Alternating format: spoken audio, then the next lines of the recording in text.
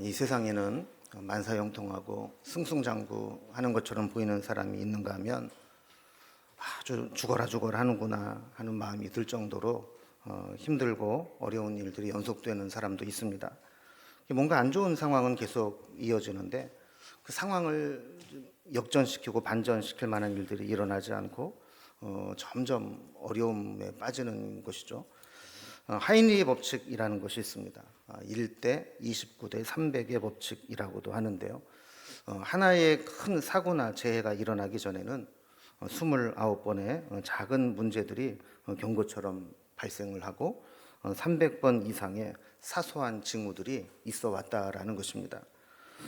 우리가 잘 몰라서 그렇지 이런 사소한 징후나 또 징조나 문제들이 생겨나게 될 때 그것을 가볍게 여기지 말고 미리미리 잘 대비를 해야 나중에 큰 사고로 번지지 않는 것입니다. 나라도 마찬가지입니다. 국가의 존망이 걸린 심각한 위기 상황을 만날 수 있습니다. 요즘에 자주 일어나진 않지만 예전에 아주 강대국처럼 보였던 나라들이 하루아침에 붕괴한 소식을 들을 때가 있습니다. 근데 하루아침에 눈 떠보니까 망했다 이런 게 아니라 사실은 그 내부적으로 보면 수많은 징조와 또 문제들, 사고들이 터져왔던 것을 틀어막고 있었던 것을 알게 되는 거죠. 그러니까 부정부패가 극에 달하고 불공정으로 양극화가 심해지면서 백성들이 못 살겠다고 아우성을 치게 됩니다. 또 경제정책의 실패에서 외환 위기와 같은 경제적 위기를 겪고 또 극도의 경기 침체를 겪으면서 못 살겠다 하는 아우성이 터져 나오는 것이죠. 이럴 때 외부의 공격이 들어옵니다. 조금만 흔들면 쓰러지겠다 싶을 때 외부에서 공격해 오는 거죠. IMF 사태와 같이 국가부도의 경제적 위기를 당해서 경제적 침탈이 들어오기도 합니다. 심한 경우에는 군사적 도발과 침략을 받기도 합니다. 국가라고 하는 이 체계가 산소호흡기를 달아놓은 것처럼 겨우 유지하고는 있지만 언제 망해도 이상하지 않을 정도로 그렇게 심각한 위기 상황에 있는 것이죠. 근데 요엘이 사역할 당시에 이스라엘 나라가 그랬습니다. 영적으로 타락하고 부정부패와 불의가 가득했습니다. 하나님의 징계로 극심한 가뭄이 지속되는데 온 천하가 말라 죽어가고 있습니다. 게다가 외국 군대가 계속 도발하고 약탈해 갑니다. 그들을 물리칠 힘이 없다 보니까 그들에게 계속 당하고 또 조롱을 당하고 또 침탈한 나라들은 더 깊이 내정 간섭을 하고 간섭해 오기 시작합니다. 이런 상황에서 하나님은 요엘에게 이스라엘 백성들이 살 수 있는 길을 알려주십니다. 그들이 살 길이 뭐냐? 하나님께 있다라는 거예요. 그래서 하나님께 나와서 정말 죽기 살기로 매달려서 하나님께로 다시 돌아가게 된다면 하나님께서 살 길을 열어주시겠다라는 겁니다. 그냥 옷을 찢는 제스처하는 쇼하는 것으로는 되지 않고 마음을 찢는 심정으로 하나님 앞에 아주 절박하게 나와서 매달려 보라는 겁니다. 오늘 주제는 이렇게 하나님의 회복입니다. 그런데 우리가 다 읽지 않았지만 요엘서를 전체적으로 보면 이 회복에는 반드시 전제되는 선행되는 일이 있어야 된다라고 이야기합니다. 회복을 위한 선행 조건이 이행되지 않는다면 이 회복도 일어날 수 없다라는 것이죠. 요엘서는 크게 두 부분으로 나누어집니다. 앞부분은 하나님께서 심판으로 내리실 재앙과 회개를 촉구하는 말씀입니다. 그리고 후반부에는 이렇게 회개하고 돌아온다면 하나님께서 어떻게 회복시키시고 구원하실 것인지를 약속하는 내용이죠. 그러니까 후반부의 이 회복과 구원이라고 하는 것은 이 전반부의 회개가 선행되어질 때에만 얻을 수 있는 것이라는 겁니다. 만약에 이 구원과 회복의 선행 조건인 회개의 사건을 다루지 않는다면 그것은 기복신앙과 다를 바가 없습니다. 그냥 막연하게 하나님 잘 살게 해주세요. 하나님 위기가 끝나게 해주세요. 이렇게 하는 것과 다를 바가 없다라는 것이죠. 그래서 2장 12절에 보면 앞부분에 심판과 재앙으로 인한 고통을 열거한 후에 이제라도 금식하고 울며 애통함으로 마음을 다하여 여호와께로 돌아오라 라고 말씀합니다. 13절에도 보면 그것이 형식으로 끝나면 안 된다는 겁니다. 너희는 옷을 찢지 말고 마음을 찢고 너희 하나님 여호와께로 돌아오라 말씀합니다. 그러면 14절 말씀과 같이 하나님께서도 이 징계와 재난의 마음과 뜻을 돌이키셔서 저들을 회복시켜 주실 것이고 하나님의 복을 내려주실 것이라고 약속해 주십니다. 그래서 요엘서의 주제를 한마디로 좀 정리를 해보면, 만약에 이스라엘 백성들이 하나님께 돌아가는 것만이 유일한 살 길이라는 것을 알고 하나님께로 돌아오기만 한다면 하나님도 징계와 심판을 내렸던 마음과 뜻을 돌이켜서 그들을 회복시키시고 복을 주겠다라는 약속입니다. 오늘 본문은 후반부의 주제를 다루고 있습니다. 전반부에 선행 조건이 필요하다는 것을 염두에 두면서 이 후반부에 하나님이 함께 하실 때 어떤 일들이 일어나는가를 말씀을 통해 살펴보도록 하겠습니다. 먼저 첫 번째로 우리가 하나님께로 돌아가고 하나님이 함께 하실 때 우리에게 어떤 일들이 일어나는가 하면 비를 내리시는 하나님이라고 말씀합니다. 다시 말하면 위기를 회복시키시는 하나님으로 말씀하고 있는 거죠. 하나님으로부터 멀어진 이스라엘 백성들은 총체적 위기를 만났습니다.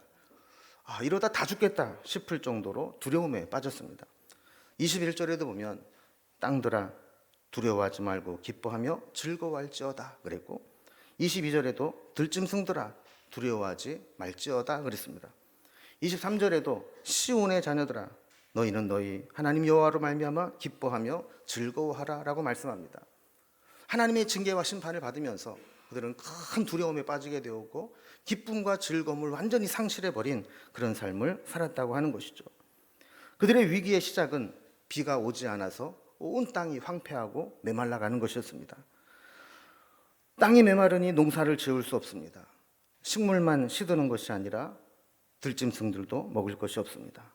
사람도 살 맛이 나지 않습니다. 1장 13절에 보면 소제와 전제를 너희 하나님의 성전에 드리지 못함이로다 그랬습니다. 하나님 앞에 제물을 바치고 싶어도 바칠 제물이 없어졌다라는 거예요. 요즘 표현으로 한다면 지갑이 씨가 말라서 헌금할 돈도 없다라는 이야기입니다. 가뭄을 해결하는 유일한 방법은 하나님께서 비를 내려주시는 겁니다. 그런데 우리가 하나님께로 돌아가면 하나님께서 다시 비를 내려주시겠다고 약속합니다. 2장 23절에 보면 그가 너희를 위하여 비를 내리시되 이른 비를 너희에게 적당히 주시리니 이른 비와 늦은 비가 예전과 같을 것이라 그랬습니다. 이 이른 비는 우기가 시작되는 가을 10월에서 11월경에 내리는 비입니다. 밭농사를 준비하고 파종할 때 땅에 수분을 주는 그런 필요한 비죠. 늦은 비는 우기가 끝나는 봄 3월, 4월에 내리는 비인데 이제 동작물들이 마지막 결실을 할 때 필요한 비입니다. 그래서 이른 비는 이른 비대로, 늦은 비는 늦은 비대로 농사를 짓기 위해서는 꼭 필요한 비들입니다. 이 비가 내리지 않으면 농사는 망치게 되는 겁니다. 23절 뒷부분에 보면 이른 비와 늦은 비가 예전과 같을 것이라 그랬습니다. 여기서 우리가 새삼 느끼는 게 있습니다. 뭐냐면 일상의 은혜가 얼마나 중요한가 하는 것이죠. 예전에 일상적으로 내려왔던 이른 비와 늦은 비가 그치게 될 때 그들에게 얼마나 심각한 문제가 있었는가 하는 겁니다. 우리는 상실의 아픔을 겪기 전까지는 소유와 누림의 은혜를 깨닫지 못할 때가 많습니다. 은혜를 당연한 것으로 여깁니다. 문제가 생기기 전까지는 문제없이 일상적으로 사는 것이 얼마나 큰 은혜인지 모르고 산다라는 겁니다. 당연한 것인 줄 알았던 것을 당연하지 않다라는 것을 깨닫게 될 때 우리는 그동안 누렸던 일상의 은혜가 얼마나 소중한 것인지를 깨닫게 되는 것이죠. 손경인 목사님의 은혜라는 찬송 잘 알고 있습니다. 내가 누려왔던 모든 것들이, 내가 지나왔던 모든 시간이, 내가 걸어왔던 모든 순간이 당연한 것 아니라 은혜였어. 그리고 이렇게 고백하죠. 내 삶에 당연한 건 하나도 없었던 것을 모든 것이 은혜였어. 그렇죠. 돌아보면 모든 것이 은혜 아닌 것이 없던 것입니다. 그래서 이 은혜가 임하고 날 때 24절에 보면 밀과 포도주와 기름이 다시 넘치게 됩니다. 잃어버린 기쁨과 즐거움이 회복됩니다. 23절에 보면 이 모든 것으로 인한 기쁨을 느낄 때 이것이 너희 하나님 여호와로 말미암아 기뻐하며 즐거워하게 될 것이라고 말씀합니다. 왜 이런 말씀을 하느냐? 이스라엘 백성들이 하나님을 떠나서 바알을 섬겨왔기 때문입니다. 이스라엘 백성들이 바알이라고 하는 우상을 섬긴 것은 그들이 가나안 땅에 들어가서 농사를 지으면서부터였습니다. 이스라엘 백성들이 오랫동안 바알 신을 단절하지 못했던 이유는 유목 문화에서 농경 문화로 정착하며 살아가면서 이 바알의 신화에 의존해서 농사를 지어왔기 때문입니다. 광야를 지나면서 농사를 한 번도 지어본 적이 없는 이스라엘 백성들은 가나안 땅에 정착해 살아가면서 만나가 그칩니다.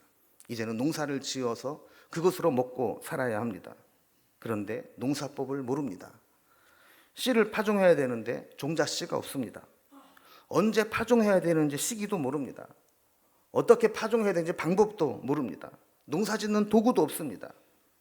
씨앗도 기술도 도구도 시기도 다 가나안 땅 사람들에게 배워야 합니다. 문제는 가나안 거민들이 이스라엘 백성들에게 농사 짓는 방법을 가르쳐 주면서 바알을 섬기는 바알 신앙을 함께 전수해 주었다라고 하는 겁니다. 왜냐하면 농사를 짓는 시기와 방법들이 다 바알 신화와 연관되어 있기 때문인 거죠. 그럼 우리는 현대에는 음력을 몰라도 살아가는 데 별로 지장이 없습니다. 그런데 농사를 짓는 분들은 음력을 모르면 농사를 지을 수가 없습니다. 사계절뿐만 아니라 24절기라는 것이 다 그때 농사를 위해서 뭐 해야 되고 이런 것들이 다 정해져 있습니다.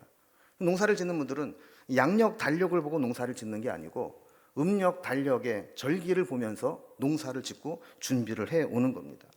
그러니까 이 음력과 절기를 모르면 농사를 지을 수 없듯이 가나안 땅에 들어가고 살고 있는 이스라엘 백성들이 농사를 짓기 위해서는 가나안 사람들로부터 농사 짓는 법을 배워야 했는데 그 바알 신화는 단순히 종교가 아니라 그들의 문화요, 과학이요, 삶의 일부요, 농사법이 되었던 겁니다.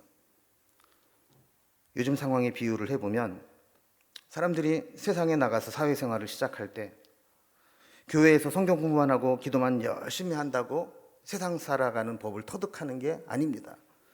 왜냐하면 세상에는 세상의 작동 원리가 있고 세상의 시스템이 있기 때문에 그렇습니다. 이것을 배울 때 세상은 우리에게 하나님을 소개해 주거나 세상에서 신앙의 역할을 이야기하지 않습니다. 오히려 많은 부분에 있어서 우리가 교회에서 성경 공부하고 기도했던 것과 다른 방식으로 살라고 요구하고 있는 것이죠. 이렇게 될 때 우리는 신앙과 사회생활 사이에 갈등을 느끼게 됩니다. 그래서 어떤 사람들은 세상 살아가는 법을 배우고 처세술을 익히기 위해서 세상의 작동 원리를 따라갑니다. 과학과 기술, 세상 문화에 의존해서 살아가게 됩니다. 점점 하나님으로부터 멀어지고 세상과 함께 살아가게 될 때 이스라엘 백성들이 농사를 짓기 위해서 바알을 섬기는 것과 다를 바가 없어지게 되는 것이죠. 하나님께서 비를 그치고 가뭄으로 기근이 들게 한 것은 그들이 농사를 위해서 바알을 섬기고 바알에 물들어 있었던 이스라엘 백성들에게 경종을 울려주기 위함이었습니다. 설령 바알이 농사짓는 법과 과학과 기술을 잘 예측하고 농사에 대한 축적된 기술이 있다 할지라도 바알의 한계는 여기까지입니다. 비를 내리게 하거나 비를 막을 수는 없다라는 것이죠. 이 땅에 비를 내리실 수 있는 분은 유일하게 하나님 한 분뿐임을 드러내기 위함이었습니다.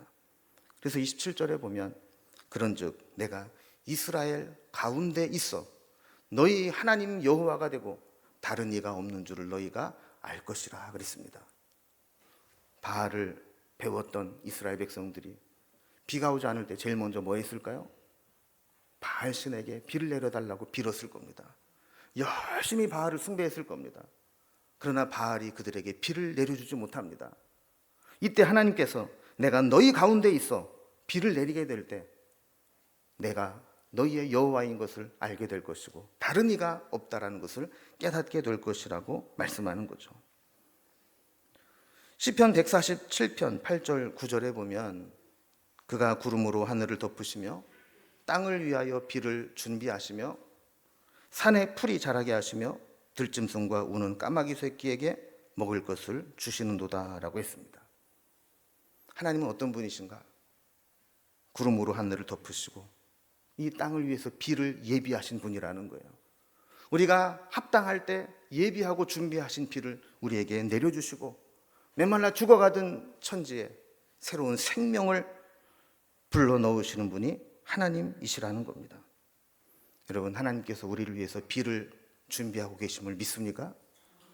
우리가 하나님께로 돌아가고 하나님 우리와 함께 하실 때 예비하셨던 비의 은혜를 우리에게 다시 내려주실 줄로 믿습니다. 두 번째로, 우리가 하나님께로 돌아가고 하나님께서 우리와 함께 하실 때 어떤 일이 일어나는가? 우리에게 수치를 당하지 않게 하신다는 겁니다. 여러분, 세상은 힘없는 자를 불쌍히 여겨주고 도와주는 게 아닙니다. 힘이 없는 것이 보이면 완전히 무너뜨리고 그가 가지고 있는 그것마저도 빼앗아 가려고 하는 것이 세상의 원리입니다. 주변에 힘이 없는 나라들을 보면 주변 나라들이 막 도와줍니까? 아니죠. 어떻게든지 흔들어 가지고 무너뜨려서 거기에 침탈을 하고 빼앗아 가려고 하는 게 세상의 원리입니다. 26절 말씀해 보면 메뚜기, 느치, 황충, 팥중이 같은 것들이 나옵니다. 이것들은 모두 메뚜기의 종류입니다. 요즘은 농약 때문에 메뚜기를 보기가 어렵습니다. 그리고 우리나라는 메뚜기가 이렇게 떼를 지어 다니는 것이 아니기 때문에 큰 피해도 없습니다. 그러나 그쪽 지역이나 큰 대륙에는 이 메뚜기가 떼를 지어서 다니게 되면 엄청난 피해를 입힙니다. 그 메뚜기 떼가 한번 지나고 나면 남는 것이 없을 정도로 초토화시킵니다. 그런데 메뚜기, 느치, 황충, 팥중이가 계속해서 연달아서 지나고 날 때 남는 것이 없게 되는 것이죠. 2장 6절에도 보면 이런 부분들의 설명이 나오는데 그 앞에 백성들이 질리고 무리의 낯빛이 하얘졌다 그럽니다. 그 엄청난 기세에 하얗게 질려버리고 만 겁니다. 그들이 어떤 모습을 하고 있느냐? 7절에 보면 그들이 용사같이 달리며 무사같이 성을 기어오르며 각기 자기 길로 나아가되 그 주를 이탈하지 않는다 그랬습니다. 마치 잘 훈련되고 조직된 군대와 같이 초토화시키면서 나간다는 거예요. 9절에도 보면 성중에 뛰어들어가며 성 위에 달리며 집에 기어오르며 도둑같이 창으로 들어가서 피해를 입히게 됩니다. 그들의 기동성과 파괴력을 사람의 힘으로는 막을 수가 없었다는 겁니다. 실제로 메뚜기 떼가 훑고 지나가면 이런 일들이 일어난다는 것이죠. 그런데 이것은 단순히 자연재해가 아니었습니다. 비유였습니다. 25절에 보면 이런 것들이 바로 내가 전에 너희에게 보낸 큰 군대였다라고 하나님은 말씀하시는 거죠. 외세가 침략을 하는데 이스라엘을 흔들고 침략해서 약탈을 해가는 겁니다. 정복자에게 힘이 없어 굴복하게 되면 그때부터 온갖 수치와 모욕을 당하게 됩니다. 주권을 빼앗기고 그가 가진 모든 것들을 약탈당해도 반항할 수가 없습니다. 그리고 조롱을 당합니다. 이러한 수치를 벗어버릴 수 있는 것은 스스로 힘으로 불가능합니다. 하나님의 은혜와 능력이 아니고는 일어날 수 없는 일입니다. 그런데 하나님은 그들이 이렇게 잃어버린 횟수대로 갚아주시고 다시는 수치를 당하지 않게 하시겠다고 약속해 주십니다. 여러분, 우리가 큰 상실을 경험하게 되고 은혜를 잃어버리게 되면 우리가 얼마나 많은 것들을 잃었는지 기억조차 못하게 됩니다. 그런데 하나님은 다 기억하신다고 말씀합니다. 마치 장부에 다 적어 놓으신 것처럼 일일이 다 계산해서 하나도 빠짐없이 잃어버린 횟수대로 다 갚아주시겠다고 말씀하는 겁니다. 또한 그들이 약탈당하고 조롱과 수치를 당했을 때 하나님께로 돌아오기만 한다면 다시는 이런 수치스러운 일을 경험하지 않게 해주겠다고 약속하십니다. 26절에도 내 백성이 영원히 수치를 당하지 아니하리로다 그리고 27절에서도 내 백성이 영원히 수치를 당하지 아니하리로다라고 약속해 주십니다. 여러분 어떻습니까? 혹시 여러분의 지나온 삶이 수치스럽게 느껴지십니까? 지금 내 모습이 자랑할 것 없는 부끄러운 모습이라고 생각하십니까? 우리가 하나님께로 돌아갈 때 하나님께서는 우리의 잃어버린 횟수대로 갚아주시고 다시는 수치를 당하지 않도록 이끌어 주실 것을 믿습니다. 세 번째로, 우리가 하나님께로 돌아가고 하나님과 함께 하실 때 어떤 일이 일어나는가? 하나님의 영을 우리에게 부어주신다고 약속합니다. 하나님이 함께 하실 때 우리에게 일어나는 진정한 회복은 단순히 경제적인 회복이나 안보의 보장이 되는 것만은 아닙니다. 아모스 8장 11절 말씀에 내가 기근을 땅에 보내는데 이 기근은 양식이 없어 주림도 아니고 물이 없어 가람도 아니고 오직 여호와의 말씀을 듣지 못하는 기갈이라 그랬습니다. 우리에게 결핍 중에 가장 중요한 결핍은 하나님에 대한 결핍입니다. 하나님의 은혜가 끊어지는 것입니다. 하나님의 말씀을 듣지 못하고 생수의 근원 되신 하나님께서 우리에게 은혜를 공급해 주지 않는 것, 이것이 가장 큰 위기입니다. 그래서 28절에 보면 그 후에 내가 내 영을 만민에게 부어줄 것이라고 말씀합니다. 구약에는 이 성령이 특별한 사람에게만 제한적으로 임했습니다. 그런데 만민에게 하나님의 영이 부어질 것이라고 합니다.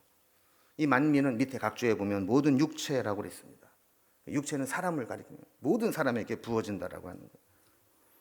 29절에 보면 그때 내가 또 내 영을 남종과 여종에게 부어줄 것이며 그랬습니다. 이 남종과 여종은 이스라엘의 배경으로 보면 다 이방인들입니다. 이방인 출신 중에 이런저런 이유로 이스라엘 백성들에 합류한 자들입니다. 그들이 이스라엘 백성으로 들어올 때는 사회적으로나 종교적으로 온전한 하나님의 백성으로 지위를 획득하지 못했습니다. 그저 남종과 여종으로 종살이를 하며 겨우 연명하고 있었던 자들이죠. 그런데 그들에게도 하나님의 영을 부어주시겠다고 말씀합니다. 그러니까 하나님의 은혜가 임하고 하나님의 영이 임하는 데는 그 어떤 차별도 있을 수 없고 모든 사람에게 부어진다라는 겁니다. 성령이 임할 때 어떤 일이 일어나는가? 하나님의 계시가 열립니다. 28절 말씀 보면 하나님의 성령을 부어주실 때 자녀들이 선지자처럼 말씀을 전하게 됩니다. 노인들이 꿈을 꾸게 됩니다. 젊은이들이 비전을 품게 됩니다. 여러분, 자녀들에게 너 뭐 되고 싶니? 그러면 몰라요, 이런다. 꿈이 없어요. 그런데 하나님의 영이 임하면 자녀들도 선지자처럼 내가 이런 사람이 될 거예요 라고 이야기를 하게 되는 겁니다. 노인들이 꿈을 꿉니다. 언제 죽나 하면서 죽을 날만 기다리는 게 아니라 하나님이 주신 꿈을 가지고 살아갑니다. 꿈이 없는 젊은이들을 부끄럽게 합니다. 저는 우리 교회 연세 드신 어르신들이 성령의 충만함을 입어서 하나님이 주시는 꿈을 가지고 살아갈 수 있기를 주님의 이름으로 기원합니다. 또한 젊은이들이 비전을 품습니다. 하나님께서 보여주시는 계시를 힘입어서 앞으로 우리를 통해 하나님이 어떤 일을 이루실 것인가를 증거하게 되는 것이죠. 저는 우리 공동체가 성령이 부어질 때 이러한 하나님의 계시와 비전이 회복되는 공동체가 되기를 주님의 이름으로 기원합니다. 진정한 회복은 하나님의 영이 부어지는 것입니다. 하나님의 영은 창조의 영이고 회복의 영이십니다. 하나님의 영이 부어지는 곳마다 하나님의 창조의 역사가, 회복의 역사가 일어나는 것입니다. 성령이 부어진다라고 하는 것은 하나님이 영으로 우리 가운데 가득 채워져서 우리와 함께 하시고 우리는 성령이 거하시는 성전이 되는 삶을 살아가게 되는 겁니다. 그래서 성령의 인도함을 받고 성령이 이끄시는 대로 살아가고 성령이 생각하게 하시는 대로 생각하고 성령이 지시하는 대로 행하게 되는 겁니다. 이 말씀은 사도행전 2장에 오순절 성령 강림 사건으로 성취되었고 그리고 오늘도 지금까지 이 약속은 이어지고 있습니다. 성령이 임하시게 될 때 하나님의 역사하심에 민감하게 됩니다. 물론 우리가 하나님을 떠나서 욕심과 세상 욕망에 이끌리게 될 때 일시적으로 성령을 거두어 가시는 것처럼 성령의 은혜가 단절되는 것을 느끼긴 하지만 우리가 하나님께로 다시 돌아가기만 한다면 성령은 다시 우리에게 부어지듯 임하게 되는 것입니다.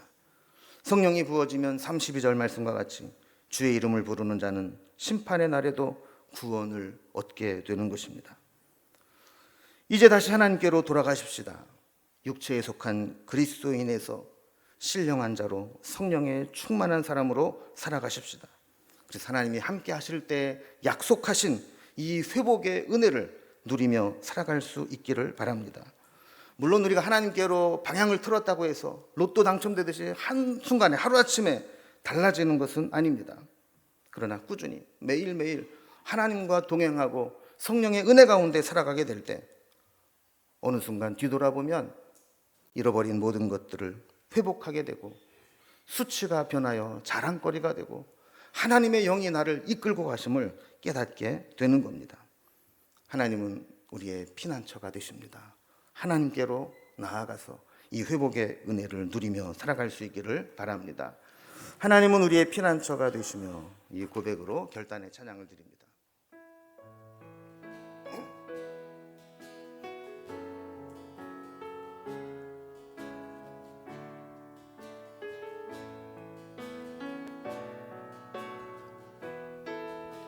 피난처 되시는 주 예수, 피난처 되시는 주 예수, 영원한 승리의 왕, 주님의 얼굴을 구할 때 주의 빛 비추시네.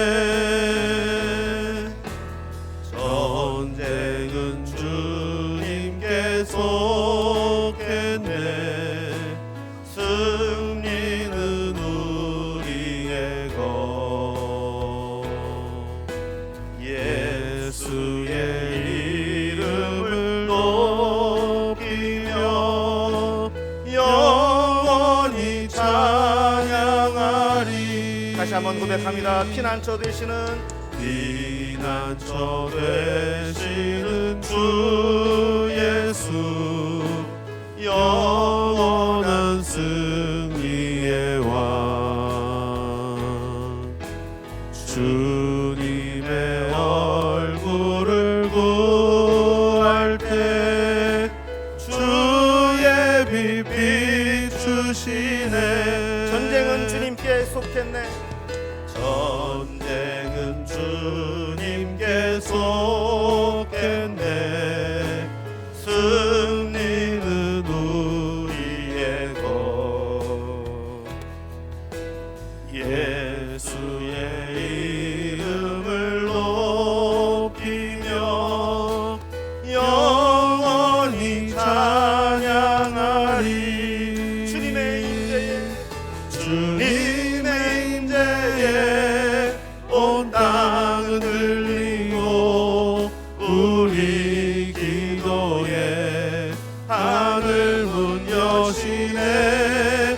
온 민족과 열방 주께 경배해. 영원히 보좌에 계신 왕께. 주님의 임재에 온 땅은 들리고 우리 기도에 하늘 문 여시네.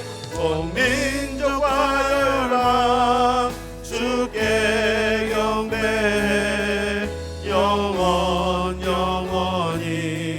하나님 어린. 다시 한번 고백합니다. 주님의 임재에, 주님의 임재에 온 땅 들리고 우리 기도에 하늘 문 여시네. 온 민족과 열방 주께 경배해. 영원히 보좌에 계신 왕께. 주님의 임재에, 주님의 임재에 온 땅은 들리고 우리 기도에 하늘 문 여시네. 온 민족과 열방 주께 경배해. 영원히 하나님 어린 양께.